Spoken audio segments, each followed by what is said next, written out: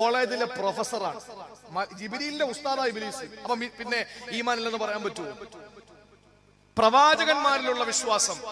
ഇബ്ലീസിനെ അള്ളാഹു സ്വർഗത്ത് താമസിക്കുമെന്ന് പ്രവാചകന്മാരും ഇല്ല, ഉണ്ടെങ്കിൽ വിശ്വസിക്കുമായിരുന്നു. ആദം നബിയുടെ ഒരു ചെറിയ വിഷയം ഉണ്ട്, അവിടെ നിൽക്കട്ടെ. പിന്നെ ഉള്ളത് അന്ത്യദിനത്തിലുള്ള വിശ്വാസം. അന്ത്യദിനത്തിലുള്ള വിശ്വാസം ഇല്ലാത്തത് കൊണ്ടാണോ ഇബ്ലീസ് അള്ളാഹുവിനോട് പറഞ്ഞത്, നീ ശപിച്ചോ, എന്നെ ആട്ടി പുറത്താക്കിക്കോ, എനിക്ക് ഒരൊറ്റ ആഗ്രഹമുള്ളത് സാധിപ്പിച്ചു തരണം. എന്താ ആഗ്രഹം? അന്ത്യദിനം വരെ എനിക്ക് എന്താണ് ആയുസ് നീട്ടിത്തരണം, ഖിയാമത്ത് നാൾ വരെ എനിക്ക് ആയുസ് നീട്ടിത്തരണം. അപ്പോ വിശ്വാസം അതുകൊണ്ട്. അപ്പോ ഇബ്ലീസ് വിശ്വാസിയാ. അപ്പൊ ഇബ്ലീസ് സ്വർഗത്തിലല്ലേ പോകേണ്ടത്?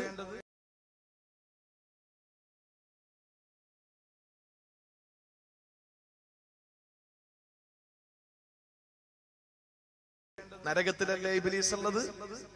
എന്താ കാര്യം? അവിടെയാണ് ഇബ്ലീസിന് സംഭവിച്ചു പോയ പിഴവ്. അത് അഹങ്കാരമാണ്. അല്ലാഹ് പറഞ്ഞു, അബാ വസ്തക്ബർ. അവൻ അഹങ്കാരിയായി. ലോകത്ത് എത്രയോ മദ്യപാനികൾ ഉണ്ടായി. ഇപ്പോഴും കുടിക്കുന്നവരില്ലേ, മദ്യപിക്കുന്നവരില്ലേ? അവർക്ക് പാഠമായിട്ട് ഏതെങ്കിലും ഒരു മദ്യപാനിയുടെ ശവശരീരത്തെ അല്ലാഹു ശേഷിപ്പിച്ചിട്ടുണ്ടോ? ഇല്ല. എത്രയോ വ്യഭിചാരികൾ കഴിഞ്ഞു പോയിട്ടുണ്ട്, ഇപ്പോഴും വ്യഭിചരിക്കുന്നവരില്ലേ? ഏതെങ്കിലും വ്യഭിചാരികൾക്ക് പാഠമായിട്ട്, ഗുണപാഠമായിട്ട് ഒരു വ്യഭിചാരി അല്ലാഹു വെച്ചിട്ടുണ്ടോ? ഇല്ല. എത്രയോ പലിശക്കാര് കടന്നുപോയി, ഇന്നും പലിശ വാങ്ങുന്നവരില്ലേ? അവർക്ക് പാഠമായിട്ട് ഏതെങ്കിലും പലിശക്കാരനെ അല്ലാഹു തആല മാറ്റി വെച്ചിട്ടുണ്ടോ? ഇല്ല. അല്ലാഹു തആല ഒരു തിന്മ ലോകര് പഠിക്കാൻ വേണ്ടിയിട്ട് ആ തിന്മയിൽ അടിയുറച്ചു നിന്ന ഒരാളെ അല്ലാഹു തആല പാഠം പഠിപ്പിച്ചിട്ട് ഇന്നും ശേഷിപ്പിച്ചിട്ടുണ്ടെങ്കിൽ അത് അഹങ്കാരിയായ ഫിർഔന മാത്രമേ ഉള്ളൂ. അത്ര ദേഷ്യമാണ് അല്ലാഹു അഹങ്കാരികളോട് കാണിക്കുന്നത്. കാരണം എന്താ? അഹങ്കരിക്കാൻ അവകാശം അല്ലാഹു മാത്രമേ ഉള്ളൂ. അല്ലാഹുവാണ് ജബ്ബാർ, അഹങ്കാരി പടച്ചോന. അഹങ്കാരം അവന്റെ അരമുണ്ടാണ്. ഞാൻ വിശദീകരിക്കുന്നില്ല. അതുകൊണ്ട് എന്റെ പ്രിയപ്പെട്ടവരെ, നമ്മൾ ഒരിക്കലും അഹങ്കരിക്കാൻ നമുക്ക് അവകാശമില്ല. ആദരവായ പ്രവാചകൻ പറഞ്ഞു, നബിയേ, അല്ലാഹുവിന്റെ റസൂല് പറഞ്ഞു, ആദരവായ പ്രവാചകൻ പറഞ്ഞു, സ്വർഗത്തിൽ കടക്കുകയില്ല ഒരു മനുഷ്യന്റെ ഹൃദയത്തില് ഒരു ഡോട്ട്, ഒരു അണുമണി തൂക്കം, ഒരു കടുകുമണിയോളം ഹൃദയത്തിൽ അഹങ്കാരമുള്ളവന് സ്വർഗത്തിൽ പ്രവേശിക്കുകയില്ല. ഇത് പറഞ്ഞപ്പോൾ സഹാബത്ത് ചോദിച്ചു, നബിയേ, الرجل يحب أن يكون ثوبه ونعله حسنا. ഒരു മനുഷ്യന്റെ വസ്ത്രം നല്ലതാകുന്നത് അഹങ്കാരമാണോ? നല്ല വസ്ത്രം ധരിക്കുന്നത് അഹങ്കാരത്തിന്റെ അടയാളമല്ല. നല്ല വീട് വെക്കുന്നത് അഹങ്കാരമല്ല. നല്ല വണ്ടി എടുക്കുന്നത് അഹങ്കാരമല്ല. പിന്നെ അഹങ്കാരം ഏതെന്നറിയുമോ പെങ്ങള്? അല്ലാഹുവിന്റെ റസൂല് പറയുകയാണ്, അൽ കിബ്റു ബത്റുൽ ഹഖി വഗമതുൻ നാസ്. അഹങ്കാരം എന്ന് പറഞ്ഞാൽ സത്യം മനസ്സിലാക്കിയിട്ട് ജനങ്ങളെ പുച്ഛിച്ചു തള്ളുന്നവനാണ്. സത്യമേതെന്നവനറിയാ, യാഥാർത്ഥ്യമേതെന്നവനറിയാ, ധർമ്മമേതെന്നവനറിയാ, നീതിയേതെന്നവനറിയാ, എന്നിട്ട് അത് മറച്ചു വെച്ചുകൊണ്ട് ജനങ്ങളെ പുച്ഛിക്കുന്നവനാണ്. സഹോദരങ്ങളെ, അഹങ്കാരി എന്ന് അല്ലാഹുവിന്റെ പരിശുദ്ധനായ കാരുണ്യത്തിന്റെ തിരുദൂതനായ ലോകത്തിന്റെ നായകൻ നബി മുഹമ്മദ് മുസ്തഫ സഹോദരങ്ങളെ, കുഞ്ഞുങ്ങളെ പോലും വെറുക്കുകയാണ്. മുലപ്പാല് കൊടുക്കുന്ന പൊന്നുമക്കളുണ്ടല്ലോ, ആ ഒന്നും അറിയാത്ത, ലോകമറിയാത്ത, ലോകരെ അറിയാത്ത, ഒന്നും അറിയാത്ത ബാലചാപല്യമുള്ള കുഞ്ഞുമക്കള് പോലും വെറുക്കുന്ന ഒരു വിഭാഗമാണ് അഹങ്കാരികള്. അഹങ്കാരികളെ ആരും ഇഷ്ടപ്പെടൂല. അഹങ്കാരികളെ എല്ലാരും വെറുക്കും. നമ്മൾ പറയല്ലോ, അവന് വലിയ തലക്കനമാണ്, വലിയ ഹെഡ് വെയിറ്റ് ആണ്. അഹങ്കാരം കണ്ടോ? എന്റെ പ്രിയപ്പെട്ട സഹോദരങ്ങളെ, ഇത് അഹങ്കാരികൾക്ക് മനുഷ്യൻ വെറുക്കുന്ന ഒരു സ്വഭാവമാണ് അഹങ്കാരം. ആരും ഇഷ്ടപ്പെടൂല. കള്ള കുടിക്കുന്നവനെ അത്ര അങ്ങോട്ട് ആരും വെറുക്കൂല. എന്താ കാര്യം? അവൻ കുടിച്ച് അവന്റെ വീട്ടിൽ പോയി കിടക്കും, അവൻ ലോകത്തിന്റെ മുമ്പിൽ കാണിക്കുന്നില്ല. വ്യഭിചാരികളെ ജനങ്ങൾ വെറുക്കും, പക്ഷേ ഇത്രത്തോളം വെറുക്കില്ല. കാരണം അവൻ ആരും അറിയാതെ വ്യഭിചരിക്കാൻ പോകുന്നത്. അങ്ങനെ തന്നെ വാങ്ങുന്നവനെ പോറ്റി പലിശ, എന്താ പറയുന്നത്, എടാ മുനാഫിക്കിന്റെ കാണിച്ചത് തരാന്ന് പറയുന്ന സമയത്ത് കറക്റ്റ് തന്നില്ല.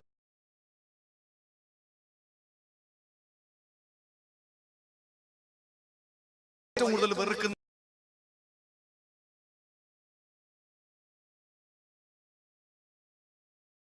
എല്ലാവരും വെറുക്കും. നാട്ടുകാര് മാത്രമല്ല.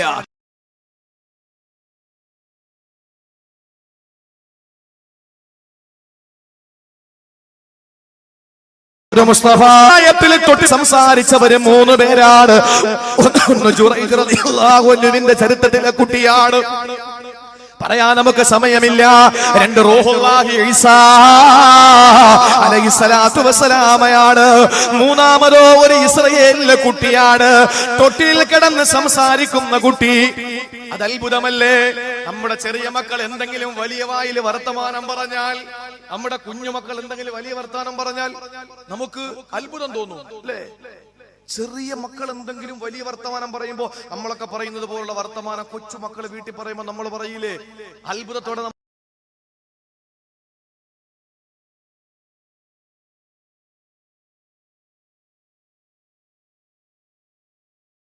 നമ്മൾ ചിരിക്കൂലേ? ഇപ്പൊ ഞാൻ എങ്ങനെയാണ് എത്ര വിളിച്ചു കൂവിയാൽ അത്ഭുതമൊന്നുമില്ല എന്റെ പ്രിയപ്പെട്ട സഹോദരങ്ങളെ. എന്നാൽ ഒരു 2-3 വയസ്സുകാരൻ ഇതുപോലെ എഴുന്നേറ്റ് നിന്ന് നീട്ടി ആയത്തോതിയിട്ട് പ്രസംഗിച്ചാൽ അത്ഭുതം തോന്നൂലേ നമുക്ക്? അങ്ങനെ തൊട്ടിലിൽ കിടക്കുന്നു ഉമ്മ എന്ന് പോലും വിളിക്കാൻ കഴിയാത്ത ഒരു ചെറിയ കുട്ടി, ആ കുട്ടി സംസാരിച്ച കഥ വിശുദ്ധ ഹദീസ് ബുഖാരി ഷരീഫ് റിപ്പോർട്ട് ചെയ്യുന്നു. എന്തായിരുന്നു? ശ്രദ്ധിച്ചു കേട്ടോളി. അല്ലാഹുവിന്റെ റസൂൽ പറയുകയാണ്, ബനു ഇസ്രായേലിലെ ഒരു പെണ്ണ് മുലപ്പാൽ കൊടുത്തുകൊണ്ടിരിക്കുകയാണ്.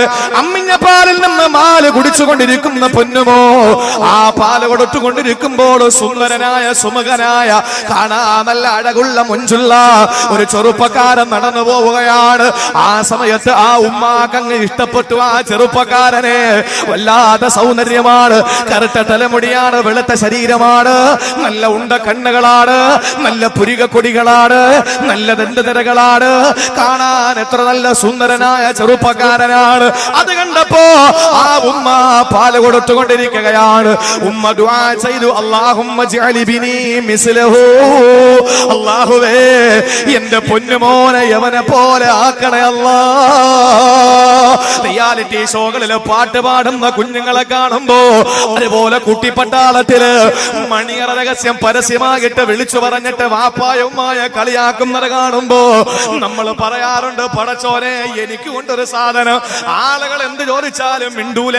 കണ്ടോ ഒരു കുട്ടി എഴുന്നേറ്റിരുന്ന് പറയുന്നത്, മണിയറയിലെ രഹസ്യം വാപ്പയുമ്മയും മണിയറയില് ചെയ്യുന്നത്. ഒളിച്ചു നിന്ന് കാക്കോല് പഴുതിലൂടെ നോക്കിയ പൊന്നുമോന് കുട്ടിപ്പട്ടാളത്തിന്റെ പേര് പറഞ്ഞ് ചെയറിൽ കയറ്റിയിരുത്തിയിട്ട് ചാനലിലൂടെ ലോകത്തിന്റെ മുമ്പിൽ കാണിച്ചു കൊടുക്കുകയാണ്. വാപ്പയും ഉമ്മയും ഇങ്ങനെയാണ് ജീവിക്കുന്നതെന്ന് പറഞ്ഞിട്ട് നാണം കെട്ട മുസ്ലിം പെണ്ണേ, നാണം കെട്ട മുസ്ലിം പെണ്ണേ, നിങ്ങളിനി എന്ത് പറഞ്ഞാല് ചാപ്പാട് തന്നില്ലെങ്കിൽ ഞാൻ പറയുകയാണ്, നാണം കെട്ട പെണ്ണേ, നാണമില്ലാത്ത പെണ്ണേ. മലപ്പുറം ജില്ലക്കാരിയായ ഒരു പെണ്ണുണ്ടല്ലോ, സുരേഷ് ഗോപിയുടെ മുമ്പിൽ ചെന്നിരിക്കുകയാണ്. പുള്ളിക്ക് ഇപ്പൊ വേറെ ജോലിയൊന്നുമില്ലല്ലോ, എല്ലാവരെയും കോടീശ്വരാക്കാൻ വേണ്ടി നടക്കുകയല്ലേ. ദേ പോയി ദാ വന്നു, ദാ പോയി ദേ വന്നു, ഡീലും നോ ഡീലും പറഞ്ഞുകൊണ്ട് നിങ്ങൾക്കുമാകാ കോടീശ്വരൻ എന്ന് പറഞ്ഞ് മലപ്പുറത്തെ പെണ്ണിനെ പിടിച്ചിറക്കിയിട്ട് മത്തയിട്ട പലതയിട്ട അവരത്ത് മറച്ചു നടക്കുന്ന പെണ്ണുങ്ങളെ വിളിച്ചു കൊണ്ടുവന്ന് മുമ്പിലിരുത്തിയിട്ട് പെണ്ണുങ്ങളോട് ചോദ്യം ചോദിക്കുകയാണ്. അങ്ങനെ ഒരു മലപ്പുറത്തെ മുസ്ലിം താത്ത പോയി അവള് ചെയറ് കയറി ഇരുന്നപ്പോൾ അവളോടൊരു സിനിമ ഇട്ട് കൊടുത്തിട്ട്, പണ്ടെന്നോ നസീറിന്റെ കാലത്തോ അതല്ല ഏതോ ഒരു കാലത്ത് വന്ന ജയന്റെ കാലത്തുള്ള സിനിമയാണ്, ആ സിനിമ ഇട്ട് കൊടുത്തിട്ട് മമ്മൂട്ടിയുടെ ചെറിയ പ്രായത്തിലുള്ള ചേലാകർമ്മ ചെയ്യുന്നതിന് മുമ്പുള്ള ഒരു സിനിമയുടെ ശബ്ദരേഖ ഇട്ട് കൊടുത്തിട്ട് ഇത് ഏറെ സിനിമയുടെ എന്ന് ചോദിച്ചപ്പോൾ മലപ്പുറത്തെ മഫ്തയിട്ട മുസ്ലിം പെണ്ണ് ഉടൻ തന്നെ മറുപടി പറഞ്ഞു. സഹോദരങ്ങളെ, ആ പെണ്ണിനോട് റിപ്പബ്ലിക്കുമായി ബന്ധപ്പെട്ട രാജ്യത്തെ പറ്റി ഒരു ചോദ്യം ചോദിച്ചപ്പോൾ ആ പെണ്ണ് ആ സെക്കൻഡിൽ തന്നെ മറുപടി പറഞ്ഞു. മൂന്നാമത് ആ പെണ്ണിനോട് ചോദിച്ചത് ആരാണ്? ബിജെപിയുടെ MP ആയ സുരേഷ് ഗോപി എന്ന് പറയുന്ന സിനിമാ നടനായ ആ സുരേഷ് ഗോപി ചോദിക്കുകയാണ്, വിശുദ്ധ ഖുർആനില് ഒരു സ്ത്രീയുടെ പേരിൽ ഒരു അധ്യായമുണ്ട്, ഏതാണ്? എന്നിട്ട് 4 ഓപ്ഷൻ കൊടുത്തു.